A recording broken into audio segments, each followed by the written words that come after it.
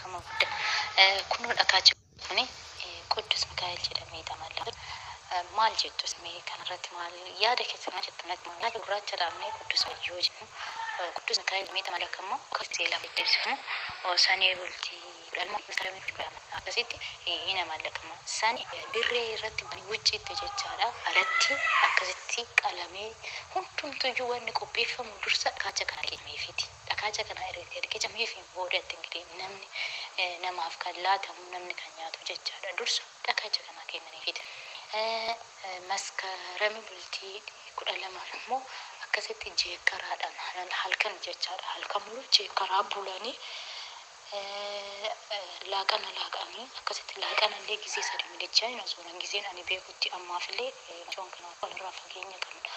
Annaa akkasittiin hojjetama kun maal agarsiisa? Dhagaachanis Quddus Mikaa'el jennee kabajuun keenya dhugumas Quddus Mikaa'el jedhamee ni kabajamaa. Dhagaachi kun kanarratti maal jettu barbaada kana fakkaata kun dhagaachi Quddus Mikaa'el jedhamee mallakamaa jira. Maqaa Abbaa kan Ilmaa kan Hafuura Qulqulluu Waaqa tokko. Amiin. Kabajamtootaa fi jaalatamtoota maatiiwwan Waaqayyoon kan jaallattan Waaqayyoos keessin jaallatti ijoolleen tawaayidoo hundumti keessan bakka lafa jirtanitti nagaa Waaqayyoo isiniif haa baay'atu akkam jirtu jecha guyyaa har'aa kana qophii addaa tokko isinii qabadhee dhiyaadheen jira. Qophii kanarraatii waa hedduu barachuu fi hubachuu dandeessu waan ta'eef hanga xumura sagantaa kiyyaatti hordofaa isiniin jecha kallattiidhumaanii gara qophii keenyaatti darbina.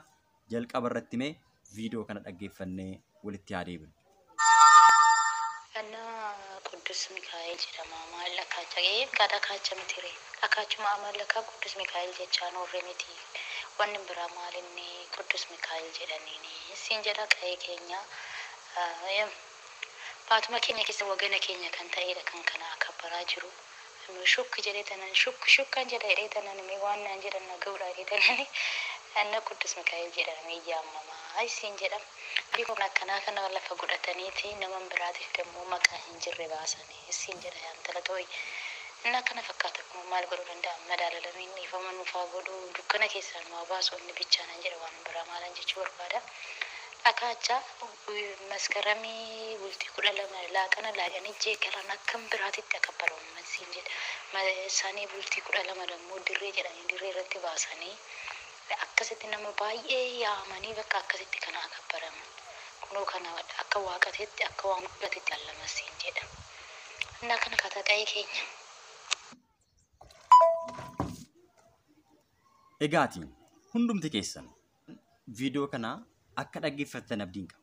Viidiyoo kana keessatti sanee gaafa guyyaa 12 fi fulbaana yookiin maskaramii gaafa guyyaa 12 qulqulluu Mikaa'eliidha jedhanii namoonni dhagaa kanaaf akka aarsaa dhiyeessan akka kennaa kennan dhagaa kanaaf aarsaa yoo dhiyeessan malee nyaataaf dhugaatii qopheessanii yoo isa irratti dhibaafatan isaaf kennan malee namootaaf kan hin laanne ta'uu namoonni kan hin nyaanne ta'uu jechuudha kan asirratti hubannu yookiin immoo kan argannu jechuudha. Akka viidiyoo kanarraati dhageessanitti yookiinis hubannetti qulqulluu Mikaa'eliidha jedhanii dhagaa kanaa akka waaqessanidha jechuudha. Egaa kun immoo maalirraa ka'a? Seenaa macaafa qulqulluudhaan wal qabatee manni amantaa keenya waa'ee kana maal jetti yoo jenne ilaalle kuni waaqeffannaa waaqa tolfamaati. Waaqni tolfamaan egaa maal inni yoo jenne seexana jechuudha. Seexanni waaqa tolfamaa jedha. Aarsan akka isaaf dhiyaatu gaafa barbaadu waan garaa garaa irratti mul'achuudhaan, dhagaa irratti mul'achuudhaan, muka irratti mul'achuudhaan, xaawotii irratti mul'achuudhaan akka isaaf hojjetamu fi sagadamu taasisuu danda'a. Seenaa kana mee macaafa qulqulluu keessaa ilaalla. Namootaaf wanti hin galle amma ammaatti seexanni erga aangoon irraa fuudhame erga gara biyya lafaatti gadi kufee ogummaanis hubannoonis akka waan irraa fuudhameetti homaa akka waan gochuu hin dandeenyetti lakkaa'u. Lakki seexana irraa kan fuudhame aangoo qofadha. ogummaan irraan fuudhamne. Seexanni bifa isaa jijjiiruu danda'a. Hanga ergamaa Waaqayyoo gahutti akka waaqeffamuu fi namoonni akka isaaf hojjetan gochuu akka danda'uuf bifa isaa amma jijjiiruu danda'utti kan gahudha. Kanammoo seenaa macaafa qulqulluu wal qabsiisnee yeroo gabaabaa keessatti ilaalla. Qulqulluun Phaawulos akkas jedhee dubbata. Akkuma bofni haxxummaadhaan Hewaaneen gowwoomsite yaadni keessanis karaa irraa kaatee Kiristoos isa garaa qulqulluudhaan of kennitaniif sana irraa garagaltu jedheen sodaadha. Lammaffaa Qorontos boqonnaa 11 lakkoofsa 3 irratti kan na sodaachisu yoo jiraate akkuma bofni haxxummaadhaan Hewaaneen gowwoomsitee Waaqayyo irraa addaan baafte sana isinis immoo Kiristoos isa garaa qulqulluudhaan waaqeffattan sana irraatii gowwummaadhaan ni garagaltu jedhee sodaadha. Sodaan Phaawulos jedhe sun hin oolle ilaala. Namni gowwummaa isaa irraa kan ka'e Waaqayyo irraa garagalee Waaqa beekuu dadhabee mukaaf dhagaadhaaf yommuu jilbeeffatu Waaqa tolfamaa yeroo waaqessu ni mul'ata kan argaa jirrudha jechuudha. Iccitiin kun maa inni kan jedhu immoo sirriitti ilaalla.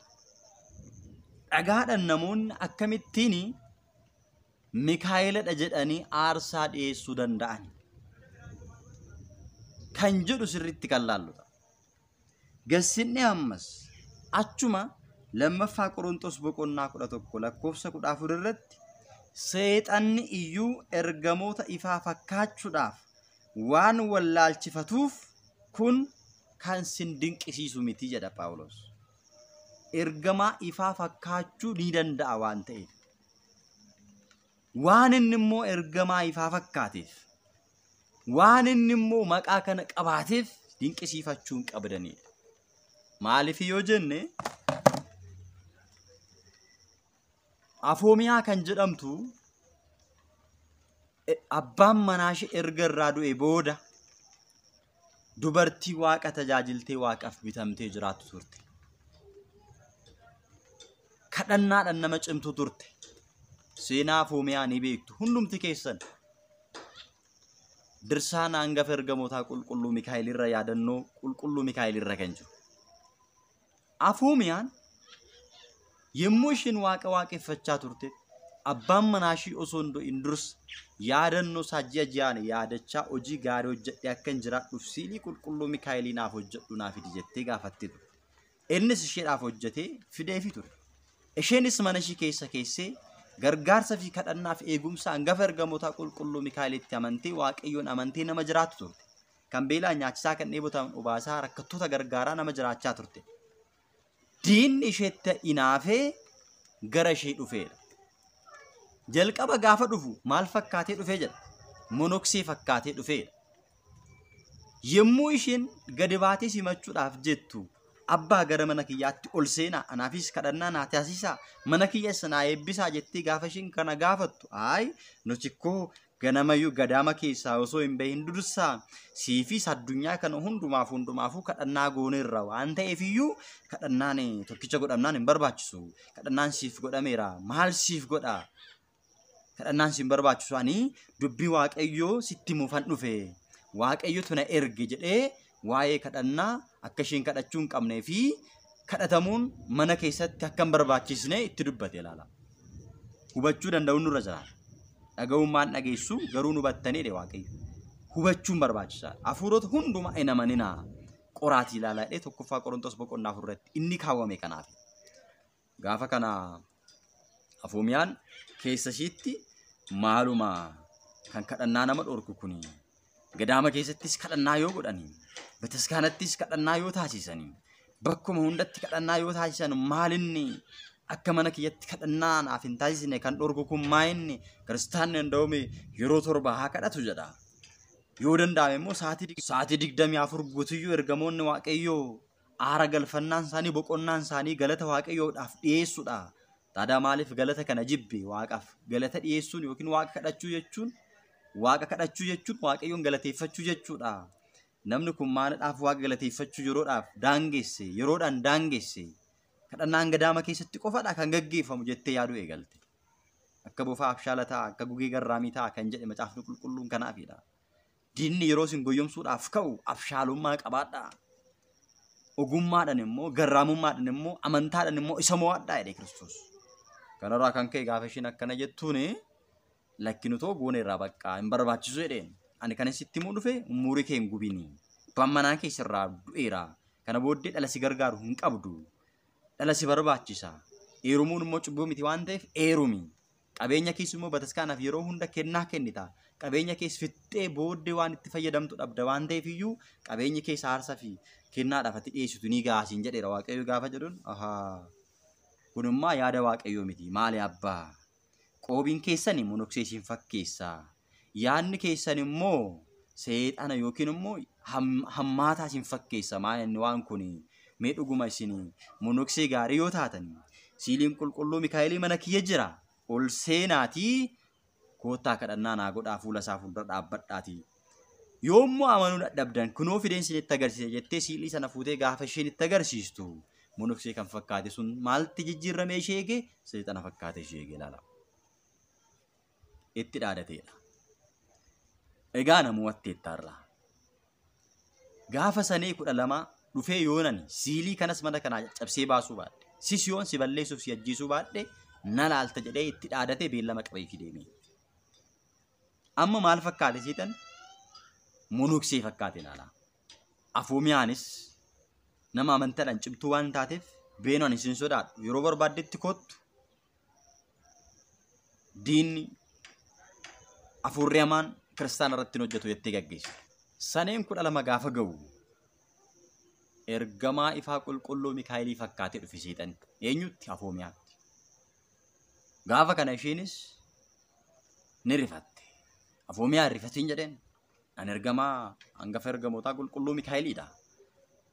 Kanaafuu sodaa keessa hin galin. Kanaan dura diinni seexanni monoksee fakkaatee dhufee sitti dhaadatee ture. Ani immoo guyyaa irraa kana nan dhufa jedhee waan inni deemeef utoo inni hin dhufin si gargaaruufan dursee dhufe. Kanaafis sodaatiin ani sin gargaaraa jedheen. Ilaala dura maal fakkaatee dhufe? Monoksee fakkaatee dhufe. Amma immoo ergamaa ifaa fakkaatee dhufe. Maal jedhe as keessatti? Seexanniyyuu ergamoota ifaa fakkaachuudhaaf waan wallaalchifatuuf kun sin dinqisiisaa sin hin dinqisiisinii jedhe. Lammaffaa Qorontos boqonnaa 11 lakkoofsa 14 irratti sin hin dinqisiisin. Seexanniyyuu ergamaa ifaa fakkaachuudhaaf ni dhufa jedhe. Ni danda'a jedhe. Hin dinqisiifatinaa jedhe. Kanaaf amma maal fakkaatee dhufe? Ergamaa ifaa qulqulluu Mikaa'elii fakkaatee dhufe. Si gargaaruufan dhufe jedheen. Yommuu kanatti tole na gargaaruudhaaf dhufte yoo ta'e ani Mikaa'ela nan beeka. Siilii isaa argeera, suuraa isaa argeera. Suuraa isaa irratti immoo seefiif masqalii yookiin fannoo gooftaa qabatee jira. Ati immoo fannoo hin qabdu. Seefii qofa qabattee jirta. Akkamitti ergamaa ifaa fakkaachuu dandeesse jetteen? Qoraa ilaalaa kan jedhu kanaafidha. Tole meesti erga ergamaa ifaa fakkaatte. Erga ergamaa qulqulluu Mikaa'elii taate siilii isaa mana jira. Mee wal birattis ilaala. Jettee siilii sana fiddee gaafa isheen dhuftu innis ergamaa kan fakkaate sun bifa isaa jijjiirratee seexana ta'ee itti utaalee ishee qabateedha. Yeroo kanatti udhee gaafa ishee ajjeesuudhaaf qabatu ergamaan Waaqayyo hangafni ergamootaa qulqulluun Mikaa'elii samii irraati balali'ee dhufee seefii isaa qabatee diina irra ejjateedha. Daabiloos irra jechuudha. Mul'ata Yohaannis boqonnaa 12 lakkoofsa 7 irratti seexanni yookiin jawwichii fi ergamaan qulqulluun Mikaa'elii wal lolaniidha. Garuu seexanichi mirga hin arganne. Ergamaan Waaqayyo qulqulluu Mikaa'elii gara lafaatti gad darbateedha. Akkuma sana ergamaan Waaqayyo qulqulluu Mikaa'elii seefii isaadhaan gaafa inni kutuudhaaf ka'u Mikaa'elaa yeroon koo toon ga'e nan ajjeesini. Kanaan booddee bakka maqaa kee waamame hin ga'u. Yaadannoo kee warra taasisan bira hin ga'u. Takkitti kana bichaa irra naa darbe jedhee inni kadhateedha. Kanaan booda egaa Waaqayyoon hangafa ergamootaa qulqulluu Mikaa'el Afoomiyaadha erge. Mikaa'elis Afoomiyaa ni gargaaree harka diinaa keessaa ni oolche. Gaafa sanee 12 yaadannoo kana kan taasisnuuf jechuudha. Kanaafi amma gara ijoo kanaatti deebina. Kana kan isinii kaaseef egaa seexanni amma maqaa ergamaa qulqulluu Mikaa'eliitiin waan baay'ee akka hojjechuu danda'uu fi ergamaas fakkaachuu akka danda'u akka hubattaniifidha. Ani ergamaa Mikaa'eliidha jedhee namoota isaaf bitamanii fi isaaf bulanitti yemmaa dubbate ani dhagaa kanarra hin jira. Dhagaan kun immoo kan koodha. Akkuma Afoomiyaatti sobee ergamaa ifaa of fakkeessee dhufee itti dubbate isheen garuu amantaa waan qabduuf isa mo'atte. Ergamaa qulqulluu Mikaa'elii fakkaateetu immoo dhufee namoota warra isaaf bitamanitti dubbata. Dhagaan kun kan koodhaadhaan ani immoo qulqulluu Mikaa'eliidha jedhee abjuudhaan yookiin mul'ataan itti mul'ata. Kanaan booda bakka kanatti kabaji. Iddoo kana sirriitti eegi. Namni iddoo kana akka hin geenye guyyaa akkanaa immoo aarsaa naa dhiyeessi. Namoota walitti qabe jedhee itti dubbataa jechuudha. Ani immoo kanan sii godhaadhaan. Kanarra namni sun egaa yaada kanaan ni guutama. Hafuurri hamaan keessa isaa ni bula. Akkuma Hewaan tole jettee yommuu yaada seexanichaa dhageesse keessa ishii seene sana tole jedhanii gaafa fudhatan keessa isaanii seenee kanaan booda eegaatii hojii isaa hojjisiifachuu jalqaba. Maqaan garuu kan eenyuti? Kan qulqulluu Mikaa'elii. Hojiin kan hojjetamu kan eenyuti? Kan Daabiloos hanga. Daabiloos jawwicha seexana isa jedhamuuti. Hubadhaa. Kanaafi inni siisteemaan utuu fakkeenyaa fi dhagaan kun kan seexanaati otoo jedhame iddoon kun kan seexanaati otoo jedhamee dubbatame namni itti dhiyaachuu hin danda'u. Kan Mikaa'elaati gaafa jedhamu immoo Mikaa'elli ergamaa Waaqayyooti. Mikaa'elli kan nama gargaaru rakkoo keessaa kan nama oolchu ta'uusaa namni ni beeka ni dhagaha. Kanaaf jecha hojii sana hojjeta. Hojii kana egaa gaafa hojjetu namoota bataskaana keessa turaniif waa'ee qulqulluu Mikaa'elii beekan baasii achii waan barbaade gochuudhaan fedhii isaa raawwachiifachuu isaatiin ogummaan seexanaa guddaadha. Namoota bataskaana keessa jiran waa'ee qulqulluu Mikaa'elii beekan achi keessaa baasee akka waan namni sun qulqulluu ta'etti kanaan booddee immoo akka isaaf hojjechuu qabuutti itti mul'isee itti fakkeessee hojjisiifata hojii isaa jechuudha. Maal qeessota baay'ee bataskaana keessaa baasee qaallichaa akka isaan ta'anii fi akka isaan waa raajuu danda'anii fi akka namoonni gara sanitti dhufan immoo isaaf bitamuu qabaniin yookiin taasifatan isaaf bitamuu akka isaan qabaniif ajaja Daabiloosiin akka hojjetaniif isa duukaa akka bu'aniif kan taasifate hedduun hin jiranii. Daaqonoonni meeqa mana kiristaanaa keessaa bahanii kan kana hojjetanii jiranii hedduu isaanii jiru. Kun isin ajaa'ibsiisuu hin qabu. Kana kan godhu diinatu kana raawwata laala. Namoonni baay'een seexanni macaafa qulqulluu hin beeku jedhanii jala sararanii kan taa'an yookiin kan gowwooman hedduu jiru. Seexanni maqaa Waaqaa dhahuu hin danda'u. Bakka maqaa Waaqaa waamametti, bakka maqaan ergamootaa waamametti dhiyaachuu hin danda'u. Maqaa ergamootaa waamuu hin danda'u jedhanii kan gowwooman jiru. Kuni kan ta'uu danda'u warra lapheedhaan amananitti irratti ta'uu hin danda'u. Warra lapheedhaan Waaqayyotti amanan, dhugaadhaan warra deddeebi'an, iddoo dhugaadhaan itti Waaqayyoon waaqeffatamu itti gahuu hin danda'u. Namoonni garuu laphee isaaniidhaan hin amanne, garuu maqaadhaaf maqaa Waaqayyoo waammatan, maqaadhaaf kiristaana ta'an irratti akka barbaadetti hojjechuu danda'a. Seexanni maqaa Waaqayyoo akka inni beeku, ergamoota akka inni beeku macaafa qulqulluu keessaa ilaaluu dandeenya. Wangeela Maatewos boqonnaa 11:29 irratti waan hojjettan hundumaa narraa baradhaa akkuma jedhe akka isarraa barannuuf kiyyoo fi kaayyoo diinaa akkamittiin akka diiguu dandeenyuuf qormaata diinaa jala akkamittiin akka darbuu dandeenyuuf nu barsiisuudhaaf jecha ofii isaatii fedhee Daabiloosiin qorame. Nuti jaalannee miti kan isaan qoramnu yookiin immoo fedhii keenya ta'ee miti. Amantaa dhabina keenyan Daabiloosiin qorame. Kiristoos garuu fedhii isaatiin jaalala isaatiin seexanaan ni qorameera. Yesuus seexanaan qoramuudhaaf hafuura qulqulluudhaan gara lafa onaatti geeffameera. Inni guyyaa 40 fi halkan 40 erga tsoomee booddee beela'eedha. Foon namaa uffate waan ta'eef. Foon Addaamiin uffate waan ta'eef. Foon immoo dadhabaadha. Foon immoo ni beela'a waan ta'eef. Ni beela'eedha. Ati dhuguma yommuus inni isa qoruudhaaf dhufe ati dhuguma ilma Waaqayyoo taate dhagoonni kun biddeena akka ta'aniif daabboo akka ta'aniif abboomittiin jedhe. Yesuus garuu deebisee caafata qulqullaa'aa keessatti namni nyaata duwwaadhaan hin jiraatu dubbii afaan Waaqayyoo keessaa bahu hundumaan malee kan jedhu caaffameera. Egaa yoo ilma waaqayyoo taate kana taasisi jennaan namni nyaataa fi dhugaatii qofaan hin jiraatu jedhanii ni qaanesse. Lammaffaa irratti seexanni immoo gara mandara qulqullaatti isa geessedha. Danda'e yookiin immoo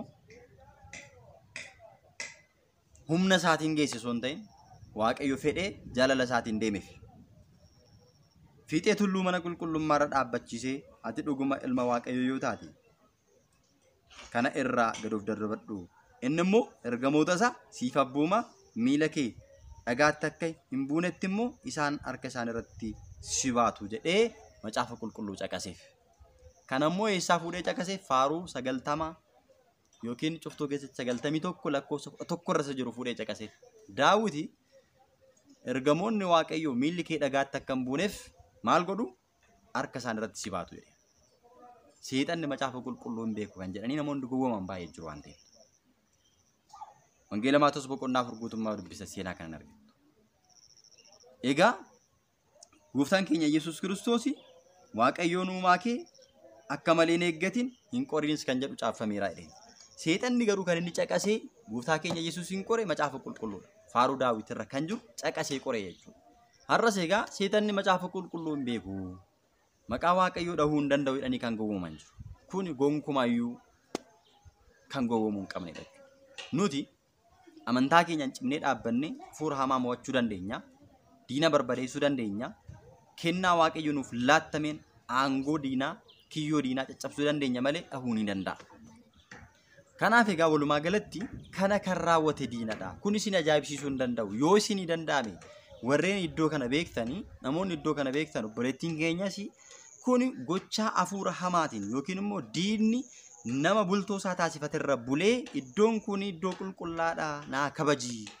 Ani Mikaa'iladha jedhee abjuudhaan nama sanatti mul'ate. Namni sun immoo namoota adda biroo goyyomsuudhaan haala kanaatiin bifa waaqeffannaatti jijjiiree sagadaaf malee kuni mana kiristaanaa keenya kan bakka hin buune macaafa qulqulluu kan bakka hin buune hojii diinaa hojii daabiloos waaqa tolfamaadhaaf waaqessuuti waan ta'eef namoonni immoo maqaa Mikaa'ilaa waan jedhamuu fi maqaa qulqullootaa gaafa dhagahamu yookiin immoo gaafa dhahamu waan hundayyuu waan jaalalaan fudhataniif gowwummaadhaan kana raawwatu waan ta'eef kana jala akka isaan bahan gochuun barbaachisaadha. Iddoo sanatti sabala otoo naqamee, iddoo sanatti abbootitti himamee kadhannaan otoo iddoo sanatti godhamee, dhagaan sun otoo achi fuudhamee gatamee, egaatii addanii ba'a jechuudha. Maaliif? Waaqa tolfamaa akka ta'e, seexan akka ta'e ni beekama waan ta'eef jechuudha. Kuni kan ta'e maqaa ergamaa qulqulluu Mikaa'eliitiin haa ta'u malee kana kan raawwate bultoo isaa kan godhate eenyudha? Diinadha. Akkuma Afoomiyaa goyyomsuudhaaf yaade namoota goyyomsee itti fayyadamaa jira. Afoomiyaan garuu amantaa ishiidhaaniin jalaa baate diinicha ni barbadeessite. Har'a immoo namoonni amantaa dhabuu isaaniitiin maal ta'aniiru? Diinaaf kufanii maqaa garaa garaatiin maqaa qulqullootaan maqaa ergamootaatiin gowwoomfamanii karaa adda addaatiin lubbuu isaanii saamamaa jiru. Qabeenya isaanii bichaa miti jechuudha. Namni waan baay'ee saamamaa jira. Kana beekuun barbaachisaadha. Mana qaallichaa garaa garaatti deemtanii ilaaltanii eegaatii akka namoonni sabala deeman ni eeyyamaaf jechuudha. Maaliif namoonni yoo kan sabala irraa dhorku ta'e mana kiristaanaa yookiin mana qulqullummaa kan dhorku yoo ta'e kun seexana jedhanii waan irratti beekanii irratti naqaanii dhiisanii fi hin daangessuun dhorku jechuudha. Inumaatu maqaa qulqullootaa itti waamee, inumaatu maqaa ergamootaa akkuma amma dhageessan kanatti waamee yookiin immoo ergamoota fakkaatee itti mul'atee hojii isaa erga hojjisiifatee haay kun rakkoo hin qabu nda'um kun waan gaariidha jedhanii namoonni akka isa duukaa bu'an ni taasisa. Kun ogummaa daabiloos waan ta'eef isa kanarraa hundumti keessan akka of eeggattan isiniin jecha. Kanaaf kan kana fakkaatan yaadonni akkanaa yoo jiraatan nu beeksisuudhaan egaa yookiin immoo nu ibsuudhaan namoonni adda biraas akka irraa of eeguu qabanii fi irraatii akka barachuu qabanii fi deebisnee isin biraan geenya waan ta'eef Waaqayyo gooftaan hunduma keessan faana haa ta'u. Waaqayyoon kan hanga yoonaatti hin tursiise maqaan isaa kan galateeffame haa ta'u. Hundumti keessan egaa wantoota kanaaf kana fakkaatan irraatii gowwummaa jala osoo hin galchin akka irraa of eeggattan dhaamsa qophii keenyati. Waaqayyo hunduma keenya faana haa ta'u.